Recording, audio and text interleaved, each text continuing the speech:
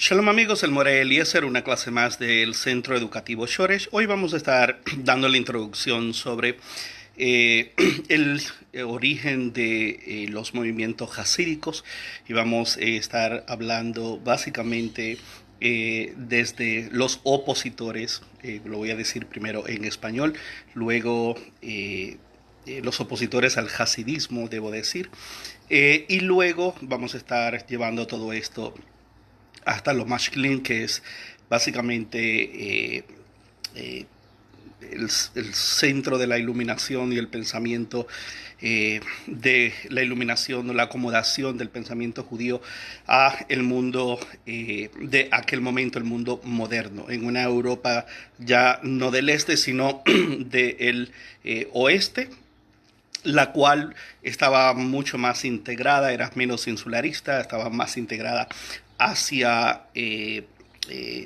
mundo, lo que conocemos como el mundo moderno.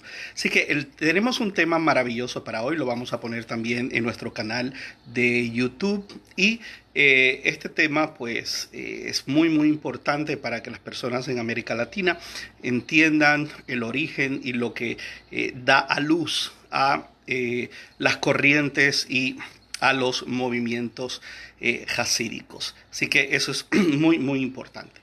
Lo primero que vamos a tocar es que Rusia, el imperio ruso, el cual estaba gobernado bajo, hola María, ¿cómo estás? Joseph, estaba gobernado bajo en ese momento Catalina la Grande o Catalina II o Segunda, es básicamente Rusia conquistando y tenemos a Polonia y Polonia estaba localizada en ese momento geográficamente en un espacio muy terrible, en la cual fue dividido en tres partes. Y esto tiene que ver con lo que conocemos como Ucrania, Lituania y Rusia. Y a Rusia le tocó alrededor ya desde el siglo XVI en adelante al siglo XVIII, Rusia tomó de Polonia la mayor cantidad de judíos, les tocó a ellos. Y esto es muy terrible porque los rusos, desde los 1400, los rusos estaban realmente en contra estaban en contra de los judíos y de aceptar judíos. No querían en su territorio judíos precisamente porque dentro del gobierno o de la dinastía de los zares rusos, más o menos por ahí, por los 1400, finales de los 1400, hubo una persona de la casa real de los zares que se convierte al judaísmo bajo la influencia del médico de los zares que era judío.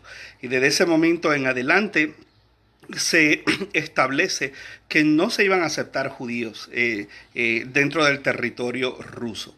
Y esto, cuando Rusia hace la expansión y toma parte del territorio de Polonia, resulta que le toca a los rusos, le toca aceptar la enorme mayoría o las comunidades más fuertes en número, miles y miles, decenas de miles de judíos dentro de ese territorio. Y esto realmente es un problema porque dentro del gobierno de los zares había esa presión de que debían de expulsar a los judíos, debían de sacar a los judíos del territorio de Polonia, que ahora estaba bajo control, esa parte que le había tocado a Rusia, estaba bajo control ruso, pero Catalina la Segunda era una mujer muy astuta y se puso a pensar y dijo, es cierto que no queremos acá los judíos, no queremos judíos acá, pero total ellos no van a ingresar al territorio ruso, vamos a dejarlos mejor donde están en Polonia. Y los judíos, decía Catalina la Segunda, decía, los judíos tienen en todas las comunidades por toda Europa tienen muchos contactos, son gente de negocios, son gente que viajan, son gente que se comunican, tienen una sola lengua y nos conviene tener a los judíos donde están, aunque tengamos que tolerarlos, pero eso es lo que conviene hacer. Así que desde ese momento en adelante, surge la idea de que los judíos no podían salir del territorio de Polonia y ingresar al territorio ruso, pero podían mantenerse ahí. Eso va a cambiar con Nicolás I y vamos a ver cómo termina la Kehilá y cómo después viene el Baal Shem Tov y cómo van surgiendo. Estamos dando la historia de los movimientos hasídicos. Esto es muy importante porque en América Latina muchas de las comunidades conversas que han entrado son comunidades que han venido de Israel y de corte, algunos hasídicos, y definitivamente a veces la gente está en esta ola o este movimiento judío y no conocen en realidad cómo todo esto se formó y cómo es la idea. Y la gente confunde mucho a un judío ortodoxo con un hasídico y no saben que hay hay diferencias muy profundas básicamente en todos los sentidos. Y mucha gente piensa que no, pero es porque hay un desconocimiento histórico. Así que volvemos, siglo XVI al XVIII, el área de Polonia, Rusia, mejor dicho, debo decir, Rusia tuvo la mayor concentración de judíos en el mundo. En el mundo, básicamente esa era la meca, era el centro del judaísmo en el mundo. Claro, en lo que se llama la Europa, estamos hablando de la Europa del Este. Y estas comunidades tenían un sistema que vamos a hablar más adelante, que es el sistema de la Kehila o la Kehilá. Y vamos a hablar un poquito, aunque ya di una clase de la Kehilá y estaba compuesta básicamente de dos poderes, un poder administrativo conocido como Tubei Jair, los hombres de negocio y la burocracia y la gente fuerte, y dentro de esa administración estaba lo que se llamaba el presidente, que por eso se llamaba Parnas, como de Parnasá. ¿Por qué? Porque era una persona muy rica y era una persona que, si no daba él de su dinero para las causas comunales pues más necesarias, buscaba y también hablaba con otros comerciantes y con otros recursos que eran gente millonaria y podían suplir las necesidades de los más pobres dentro de la comunidad. Y luego vamos a hablar que aparte de Tubei Jair, de estos hombres, esta junta poderosa, también estaba lo que se llamaba el Beddin, y había el Av Beddin, el padre de la corte, y esto pues eran 3 o más personas con preparación en talmúdica y en la halajá, que estaban bajo la autoridad de los hombres poderosos, que eran quienes pagaban su salario. Entonces siempre hubo distintas luchas entre el poder religioso dentro de la misma Kehila y los que le pagaban el salario, y eran los hombres. Hubo sus momentos de trabajar juntos y hubo sus momentos, pero en este caso, cuando nace el hasidismo, esto es un detalle este detalle que acabo de mencionar es vital, y vamos a ver por qué. Bueno, dado al edicto que más adelante vamos a hablar, que es de Nicolás I, y Nicolás I, a diferencia de Catalina II, Catalina la Grande, que es quien decide no expulsar a los judíos de Polonia, ahora que Polonia había sido repartida en 3 y la parte con mayores comunidades y números de judíos, los cuales los rusos no querían, pero Catalina vio más allá. Nicolás vio más pequeño y los quiso asimilar a la fuerza, y eso posteriormente es lo que trae la destrucción de la Kehilá. Y por eso hoy no tenemos un sistema de Kehilá como realmente lo hubo por siglos y siglos y siglos. Y vamos a llegar ahí.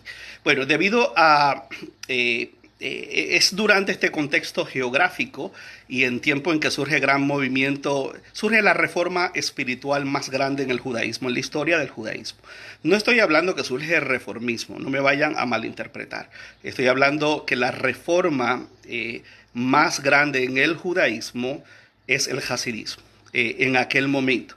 Y luego es que viene entonces Haskalah mucho más adelante y en Alemania, y vamos a hablar de otras reformas, pero en este momento lo que estamos es mirando que había un judaísmo, que es el judaísmo que mayormente yo sigo, es un judaísmo académico, es un judaísmo de Maimónides, es un judaísmo racional, es un judaísmo, pero a la misma vez hay que reconocer que hubo dos extremos. Estuvo el extremo del estudio, que tiene una razón de ser. El judaísmo no ha pasado por los cambios porque a algún rabino se le ha ocurrido. Ha surgido a causa de una necesidad. La Cábala nace como Moshe Cordovero, básicamente en España, como buscando una respuesta a la expulsión de los judíos después de 1000 años de presencia y de oro en la península ibérica, y eso afectó enormemente a la comunidad judía. Shabbatai Zevi, el falso Mesías, afectó grandemente y surgen otros cambios que ya hablamos de Shabbatai Zevi, pero vamos a continuar hablando sobre esto. Y luego pues, aparte de Moshe Cordovero, de Luria, de Alcabetz, de el avivamiento de Safed, vemos todo esto, que ya todo esto se había cuajado en Salónica y en lo que conocemos como el Mar Egeo, en las comunidades judías en Grecia, tenemos a Lusato en Italia, y todo es como una especie de exilio de España, es como un segundo exilio y una búsqueda de por qué pasó esto. ¿Qué hicimos nosotros que de la noche a la mañana estábamos muy seguros en España y boom, ahora esto? Eso es en esta parte del mundo. La parte este del mundo es lo que estamos hablando. Ahí es donde nace el hasidismo, pero hay unas razones por las cuales tiene que ver con Shabbatai Zevi, tiene que ver con la Kehilá, porque la gente, y ahora vamos a entender, la gente más rica y de más poder en sí se desconectaron de la enorme mayoría de los judíos en estas comunidades pequeñas conocidas como shtetls, que eran como villas pequeñitas, y en ese sentido había una desconexión y había un malestar, donde el judío a la luz de la política y de las pólizas de Nicolás I, se sintieron abandonados y sintieron que debido a que Nicolás puso a la Kehilá a cargo de precisamente administrar esas leyes rusas de los zares dentro de las comunidades judías, y esto lo que hizo fue que los ricos dentro de la comunidad judía quedaron exentos de muchas cosas y servicios militares y muchas cosas e impuestos, mientras que por el contrario los pobres, que eran la mayoría, resultaron afectándose enormemente, y es luego entonces cuando viene el Baal Shem Tov con un mensaje distinto y con un mensaje carismático. Y vamos a hablar entonces más adelante en la segunda parte. Esta es la parte de introducción. Vamos a hablar entonces de Isaac ben Eliezer, o de el rabino, el Baal Shem Tov, y vamos a hablar más adelante. Ahora, vamos a las fuentes importantes para estudiar este tema, fuentes reconocidas, fuentes confiables. La gente que más ha hablado sobre y ha escrito enciclopedias y han sido específicos en la vida del hasidismo, la historia del hasidismo, y ahí ya vamos a entrar. Por ejemplo, tenemos a Heinrich Graetz, el cual escribió la primera enciclopedia judía, y el cual tenía una visión de los hasídicos como gente ignorante y gente detrás de maestros que hacían amuletos. Y luego vamos a ver otro defensor del hasidismo, y luego vamos a ver a Martin Buber. Y Martin Buber es quien nos trae dentro de Haskalah. Martin Buber, esto es muy interesante porque Haskalah básicamente representa una visión muy distinta a la del hasidismo en el judaísmo. Sin embargo, Martin Buber se estudia más como un filósofo judío dentro de Haskalah, pero sin embargo el hasidismo le debe muchísimo, porque yo diría que es la primera persona que realmente escribe y ve el hasidismo como un movimiento innovador, creativo y con un espacio muy, muy importante dentro del judaísmo. Así que debido a este movimiento de gran transformación en el judaísmo, surgen corrientes tradicionales que se opusieron a los hasídicos. Tenemos al principio el Gaón de Vilna. El Gaón de Vilna fue un enemigo a muerte del movimiento hasídico. Bueno, vamos a hablar más adelante del movimiento hasídico en sus comienzos, no me vayan a malinterpretar. Pero definitivamente el movimiento hasídico en sus comienzos tenía que chocar con el judaísmo tradicional. Todavía no existía la ortodoxia. La palabra ortodoxo es una palabra compuesta de orto y de doxa, que significa la forma correcta. Por eso es que en el cristianismo está la iglesia griega ortodoxa, porque afirma que la Iglesia Católica, que significa universal, Roma, es una iglesia falsa, que es una iglesia que no es la verdadera iglesia, que es una iglesia corrupta, y por eso hay una división tremenda aquí en Cleveland, más que todo porque aquí hay polacos que son católicos, hay ucranianos que son y lituanios, aquí hay muchos en Cleveland, y esta gente son griegos ortodoxos cristianos. Y inclusive ni la Biblia es igual. La Biblia cristiana de la iglesia griega ortodoxa es mucho más extensa en su canon, que canon significa vara de medir. Es mucho más extensa que la de la Iglesia Católica, y la de la Iglesia Católica es más extensa por los libros apócrifos que la que usó o se aprobó en la Reforma Protestante y usan los evangélicos. Lo mismo en el judaísmo. En el judaísmo vamos a ver que todo el mundo era judío. No existían conservadores, reformistas, ortodoxos, no existía el hasidismo, existía el judaísmo tradicional. Aunque dentro de la comunidad habían todas estas corrientes en pensamiento, pero no como un movimiento organizado. Ejemplo de eso lo tenemos en Moshe Mendelssohn, lo tenemos en Baruch Spinoza, más adelante en Haskalah, y toda esta gente vivían juntos, pero tenían grandes diferencias en pensamiento, pero todo el mundo era parte de la misma comunidad judía. Para efecto de los rusos, inclusive no fue hasta hace mucho, hasta hace poco debo decir, que en Rusia los judíos, aún antes de la perestroika, a pesar de que habían estado por generaciones y generaciones y generaciones, en sus pasaportes aparecían como foreign people, gente que no eran ciudadanos rusos. Y vamos a ver cómo eso fue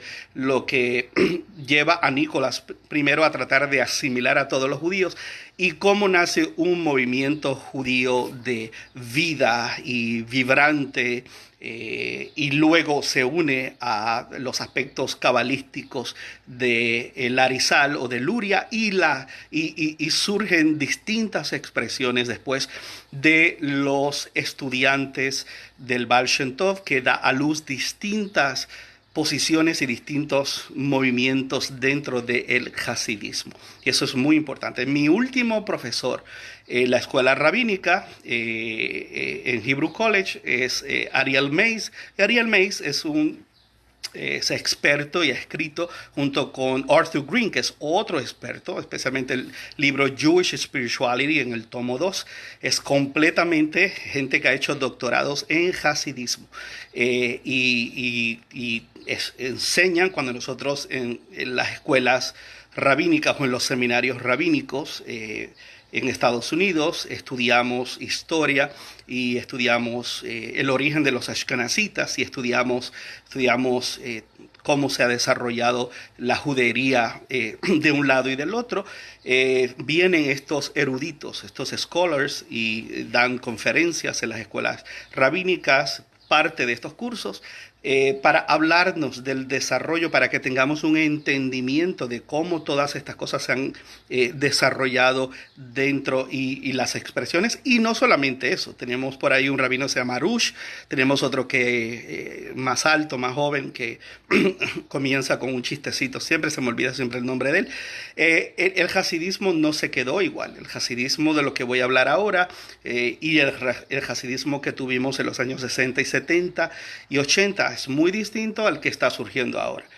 ¿Por qué? Porque tenemos algo que se llama el hasidismo popular, tenemos el neo-hasidismo, y son expresiones distintas porque son evoluciones, como todo en el judaísmo evoluciona, nada se queda estático, lo que se queda estático realmente desaparece. Bueno, pero vamos de lleno ahí porque hoy solamente voy a dar una introducción.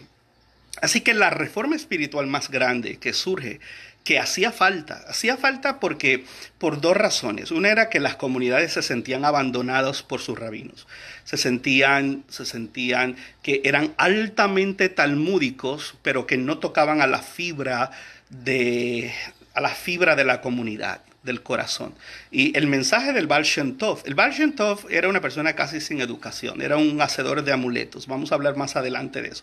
Pero la gente que tenía problemas en su matrimonio, la gente que estaban enfermos, él hacía unos rezos, pero él enseñó algo muy importante que es la marca del hasidismo, que el judío ame al judío, que el judío busque al judío, que el judío lleve al judío que no es tan observante hacia la observancia, que el judío se preocupe por el judío, que el judío busque expresiones fuera, no solamente que cumpla con la halajá, con las expresiones halágicas y las observancias, sino que también tenga esta experiencia sublime y esta experiencia vibrante de él, y eso lo vemos, una de las películas, si no es una, es la más importante, diría, es Fiddler on the Roof. Tradition, tradition, tradition. Tradition, tradition, tradition. Es Fiddler on the Roof, o yo no sé cómo se dice en español, el tocador de fiddler, el tocador del quinor, del violín, el violinista en el tejado. Ahí me llegó, el violinista en el tejado, así es que se llama. Creo que se llama así, violinista en el tejado. Y tenemos la representación más digna en esa obra de teatro y en esa película de lo que estoy hablando. Así era, la gente vivía pobre, vivía en un shtetl, pero el hasidismo trajo una noción de que yo podía hablar directo con Hashem, aparte de mis rezos, y yo podía quejarme y podía pelear con Dios o con Hashem, con el Boré Olam, y decirle, no, pero ¿por qué me pasa esto? ¿Por qué tú permites que esto pase? Y hablar solo, como los locos, ¿no? Tener y el ser humano necesita esas cosas. El ser humano, cuando cuadra su religión y sus distintivos religiosos y se desconecta, si lo hace de más es maluco, no es sano, y si lo hace de menos, igual. Entonces, crear ese balance es muy, muy importante, y hoy precisamente volvemos a estar divididos en eso, ¿no? No es lo mismo ver un servicio con cantos y con gozo dentro de estos grupos hasídicos que el judaísmo que yo llevo, que es más académico, es más, es otra cosa, y donde lógicamente, a lo mejor en mi caso particular, porque fui hijo de pastor, porque fui pastor bautista, pastor pentecostal, porque estudié teología, a lo mejor pues para mí, yo veo eso como un regreso a las cosas de donde salí. Pero sin embargo hay otra gente que dice, no, tu judaísmo no me interesa para nada, porque es un judaísmo vacío, racionalista, y yo necesito ese gozo y yo necesito esa euforia Y cuando di las clases de teología y de sexualidad, vimos cómo el movimiento jasídico visualiza esa misma teología, especialmente la teología de Schuster, Aspects of Rabbinic Theology, donde se habla que esos intensos deseos eróticos que el cuerpo siente se pueden transformar hacia un erotismo, hacia lo espiritual, hacia lo elevado. Entonces, cuando lleguemos ahí vamos a hablar de por qué la gente dentro de los mundos conversos buscan distintas expresiones. También está la ortodoxia moderna, que es un movimiento que a mí me llama mucho la atención y trata de mantener un balance entre, ok, soy ortodoxa, pero a la misma vez no soy conservador o masorti, pero reconozco que estoy en este mundo y que vivo en medio de un mundo moderno, pero guardo una halajá, unos aspectos que me lleve a ser considerado todavía dentro de la ortodoxia. Y en América Latina se desconoce mucho la historia sobre todas estas cosas. Y precisamente por eso estamos dando esta serie para que la gente se ubique. Cuando yo estaba en Colombia, a veces veía personas, especialmente mujeres, vestidas, empaquetadas como jasídicas, pero una cosa increíble, algunas hasta con la cabeza rapada y usando pelucas y todo. Y está bien, yo entiendo todo eso, ¿no? Para eso fui y estudié y para entender el mundo judío. Lo que es difícil a veces de entender es cuando uno le pregunta a la gente, ¿y por qué tú haces eso? Siendo colombiana, ¿por qué? Es que Seniud, es que, sí, sí, pero es que hay gente, hay mujeres muy lindas y muy bien vestidas y muy, que nos llaman la atención, como es en sí el caso de Seniud, como debiera ser, y son judías ortodoxas modernas y judías ortodoxas, que no visten así, no hacen esto. Y sin embargo, hacen cosas a veces la gente que no conocen la historia y el por qué esas cosas y creen que es un aspecto de lo halágico cuando en sí no lo es. A veces es un minhag o un minhagim, es una costumbre social, es una identidad social de ciertos grupos, igual que aún dentro del hasidismo, como vamos a ver, me estoy yendo un poco del tema y me estoy adelantando, vamos a ver distinto uso de la kippah que distinguen, igual que en la Cábala. Algunos creen en Adam Kadmon y otros no llegan ahí. Y otros, entonces, vamos a ver Breslev, vamos a ver el Lubavitch, lo cual es un lugar donde surge también una corriente hasídica y vamos a ver la relación de esto con Chabad y que Chabad es un acróstico y que, ¿cómo está, señora Bishai? Shalom. Y también vamos a ver Chabad es un acróstico. Aquí en Estados Unidos Chabad es un imperio, es algo muy fuerte, muy, muy fuerte. Y Chabad es un acróstico, Jochma, Binah y Da'at, de sabiduría, de Binah, entendimiento, y Da'at, conocimiento. Entonces, el movimiento hasídico, y voy a entrar en un tema al final, que algunos me van a tirar piedras, pero tengo que decirlo, y es el asunto de los Benei Noach. Eh, sin negar, y ahí sí voy a decir que es mi opinión, por si me caen piedras, pues ya esto no es algo histórico, yo acepto las pedradas y no hay ningún problema. Pero sí quiero hablar de los Benei Noach al final de esta serie. ¿Por qué? Bueno, porque a veces me preocupo porque una cosa es el deseo de servir a Hashem y es el deseo de acercarse. Siempre han habido, y no quiero irme por la borda en otro tema, pero sí quiero decirles que voy a tocar este tema. Siempre han habido temerosos, gentiles temerosos del Dios de Israel y del sistema de la tradición de fe desde el segundo templo y antes en la religión de Israel, lo que se llama Hadat Bene Israel. Perfecto, siempre lo hubo. Las conversiones no siempre las hubo porque la gente a veces habla de Ruth y hablan de Rahab. Señores, en ese momento no teníamos rabinos, no había Eso no son conversiones. De eso tenemos que hablar más adelante porque hay que ver el panorama histórico de todas las cosas, ¿no? Pero por otro lado, vamos a llegar ahí.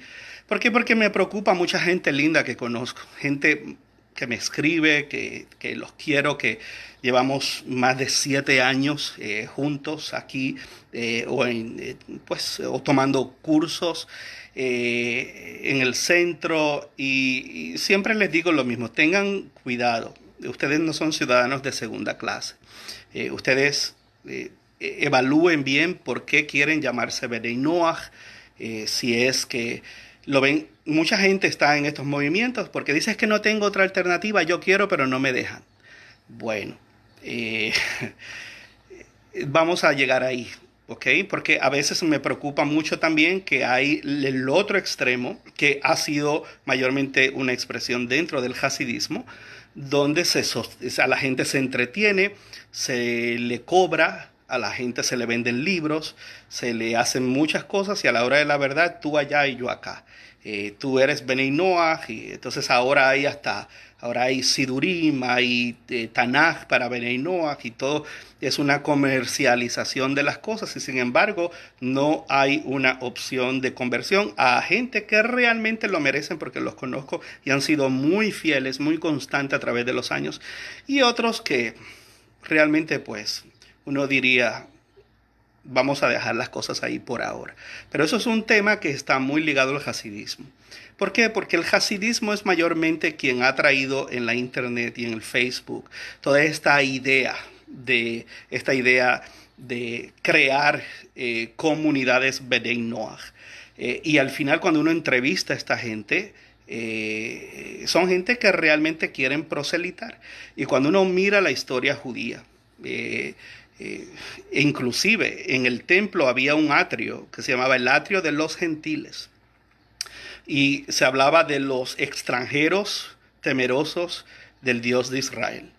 Lógicamente estamos hablando judaísmo del segundo templo, pero vamos a hablar también dentro de ese contexto y ya me fui del tema.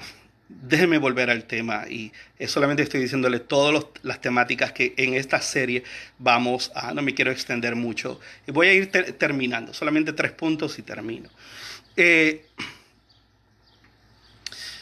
Debido a este movimiento de gran transformación, los hasídicos, el hasidismo, surgen corrientes tradicionales, ya hablé del Gaón de Vilna, de lo cual puse una biografía del Gaón de Vilna en mi Facebook personal, que no es el del Centro Educativo Shores, y quiero ir moviendo toda esa información al centro, es otro Facebook. Y esa expresión de reformismo, lógicamente el judaísmo tradicional saltó, gritó. ¿Por qué? Bueno, porque en el principio los hasídicos, primero no he definido todavía lo que es ser hasídico y la palabra de dónde viene, su etimología. Viene de Gesed o de una bondad extrema, de un amor extremo. Es un movimiento de piedad extrema donde la halajá está aquí. ¿Okay? Lo que pide. Y esta ley tiene interpretaciones y estas interpretaciones usted puede voluntariamente ir sobre, pero no debe de ir debajo, debe de ir de lo que pide hacia arriba. ¿Okay? ¿Por qué? Porque aunque tiene una interpretación eso lo vamos a hablar, todavía no vamos a llegar a los movimientos reformistas y Masortí. Los Masortí o conservadores se llaman Masortí porque siguen la Mesorá, la tradición. Sin embargo, un ortodoxo o un hasídico va a decir, uy, no, para mí eso no es seguir eso para mí es liberal y eso no para mí no es seguir la halajá. De lo cual en eso están muy errados. Por eso es que se llama Mesorá, Masortí, porque es la interpretación más básica de la halajá sin violentarla. Y luego entonces hay otras interpretaciones que van más allá, basado en códigos más antiguos. Y voy a dar, por ejemplo, un ejemplo, vale la redundancia.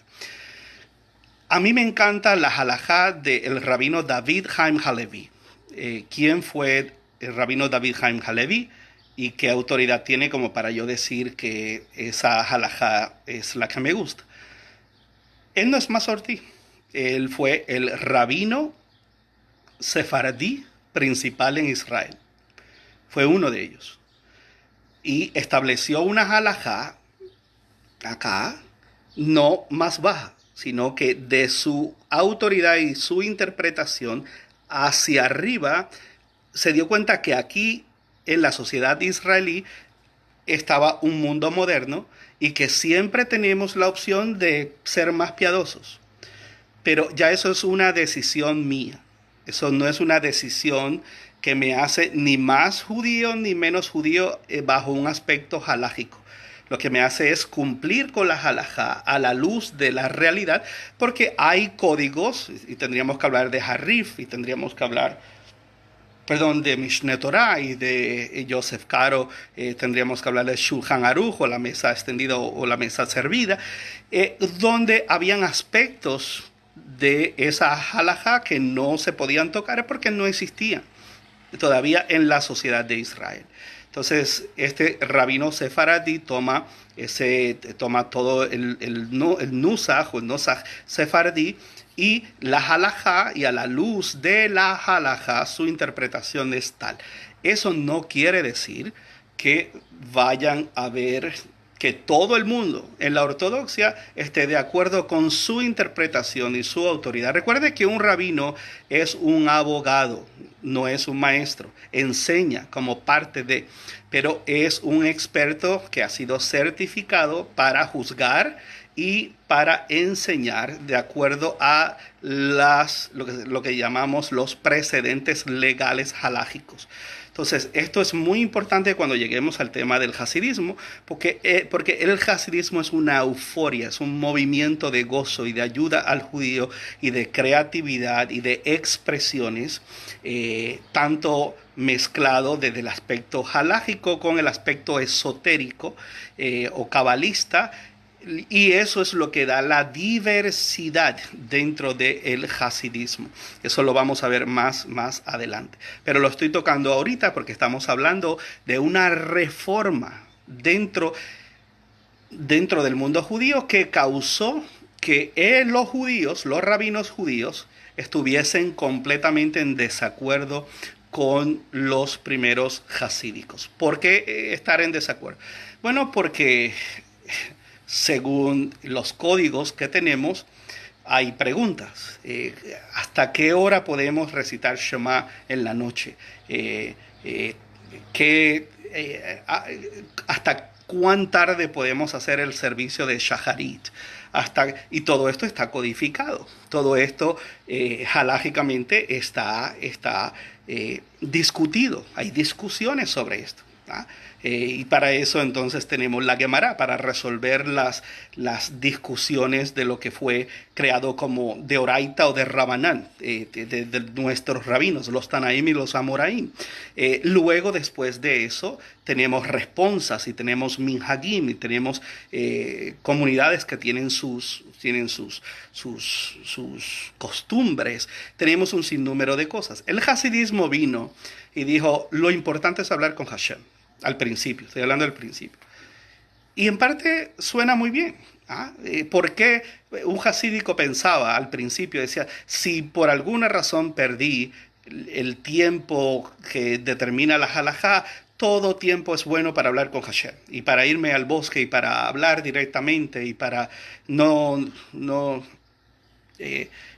sidur, sino gritar y hablar y tener esa conexión y luego pues todo esto se desarrolló Hibodiut y sin número de... Es una cosa fascinante, es un mundo enorme que se abrió dentro de la expresión espontánea y lógicamente los judíos tradicionales, especialmente el Gaón de Vilna, explotó como un psiquitraqui, como una bomba. Dijo, no, eso va a desestabilizar el judaísmo, eso va a acabar con el judaísmo.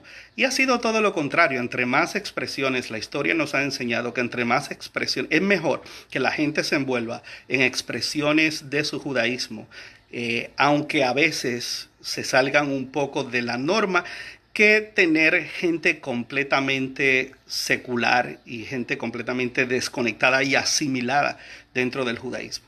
Entonces, es el judaísmo Aish latino, Breslev, a un enlace judío. Todas esas expresiones que tenemos son buenas porque aunque tienen sus diferencias y lo que tenemos es que educar para poder entender algunas cosas, para que la gente en América Latina pueda diferenciar, pero todos estos recursos son maravillosos. Yo como Mazortí veo rabinos hasídicos y veo y de algo se aprende, aunque no estemos de acuerdo en algunas cosas, pero el judaísmo es el judaísmo y la esencia de lo que no estamos para dividir, estamos para entender que todos, todo esto hace falta porque hay gente que no puede funcionar, como me dijo una vez un rabino, por cierto, un rabino hasídico, me dijo, hay gente que no puede funcionar sin cantos, hay gente que no puede funcionar sin música. Hay gente que tiene la música por dentro, hay gente más pasiva, hay gente más intelectual, hay gente más tranquila, pero hay gente que si no tiene una expresión de vida, eh, se mueren por dentro. Entonces, por eso esto es muy, muy importante. Termino. El hasidismo es una respuesta de avivamiento y expresión vibrante de espiritualidad como respuesta a una decadencia de las disciplinas judías por causa de un énfasis extremo en los estudios de la literatura rabínica y la filosofía y el racionalismo a la luz de esta. Bueno, tenemos el pensamiento en la Edad Media de Yehuda Halevi, de Sadia Gaon, de Abraham Ibn Ezra, de Maimónides, lo cual, y ahí voy a ir terminando, fue otra expresión necesaria. Esto no surgió porque tenía que surgir de la nada. No, esto surge porque dentro del mundo cristiano y dentro del mundo islámico los judíos estaban en el medio en España y resulta que había una élite musulmana islámica súper preparada, súper conocedora de la filosofía griega, súper teológica, conocida como Kalam. Y Kalam eran unos bárbaros, eran unos duros, era en conocimiento. La era de oro del Islam, en la arquitectura, en la cartografía, en navegar de noche, cómo usar la astronomía para la navegación, la arquitectura, las bases, matemáticas, la medicina. Maimónides le debe eso a ellos y después terminó siendo el médico de Saladín o Salahuddin en el Cairo.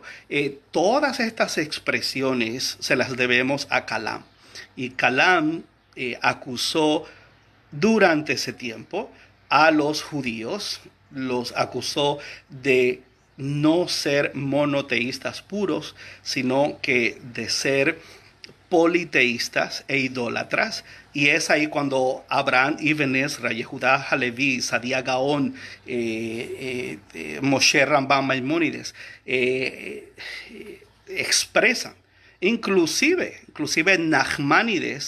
Nachmanides con el cristianismo, en lo que se llamó la Deputación de Barcelona, es una defensa teológica filosófica contra un judío converso que puso la Iglesia Católica a debatir contra el representante del judaísmo, el judío que recibió el nombre cristiano de Pablo Cristiani. Y usted puede buscar en la internet la Deputación de Barcelona y ver cómo la filosofía, el judaísmo fue afectado profundamente por la filosofía.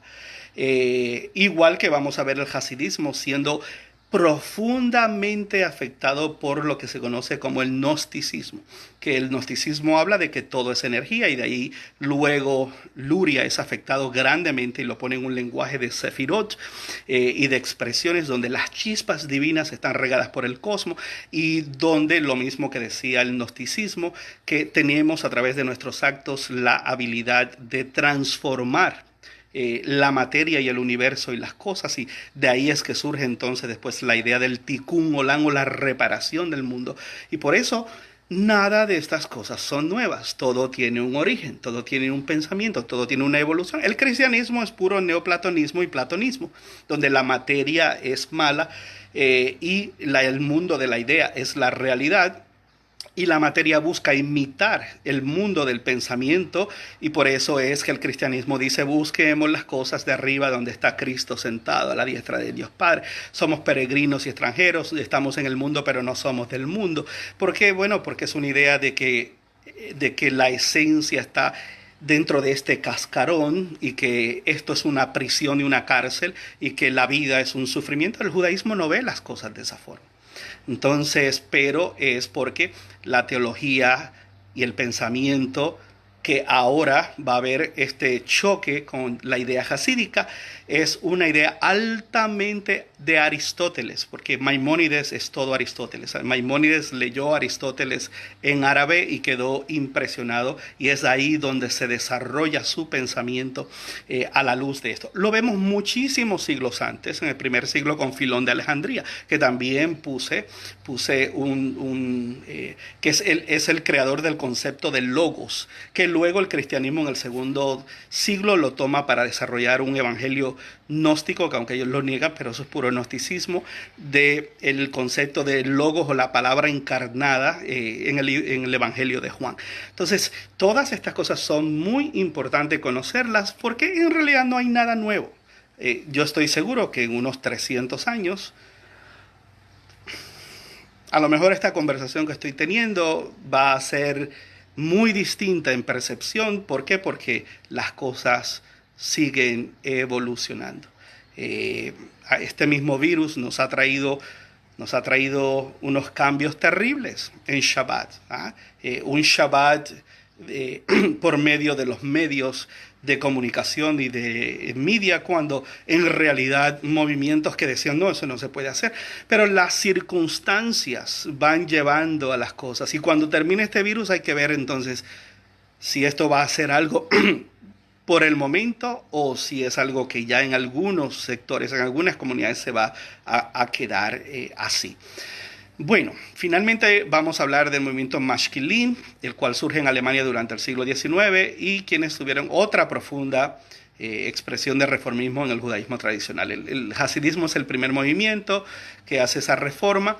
El hasidismo fue la primera expresión de crear un ambiente de expresión de espiritualidad judía para la mayoría del mundo judío, y eso es muy importante, que no tenía acceso al conocimiento judío en un contexto racional, y carente de expresiones en las que la mayoría de los judíos pudieran identificarse. Eso es bueno y es malo. Y ya terminé. Lo voy a dejar ahí. Iba a hablar de Heinrich Graetz, y hasta Buber, pero lo dejo ahí. Mañana continuamos, o el domingo. Hoy tenemos tanto judaísmo, y eso es bueno. Eso es bueno. Por otra parte, tenemos mucho que no es judaísmo, y hay mucha imitación del judaísmo. Entonces, a lo que quiero llegar es que hay herramientas que sirven para exponer y para crecer, pero a la misma vez son herramientas que se van a abrir a crear nuevas expresiones y pseudos judaísmos, y al final yo no sé si eso es bueno o es malo.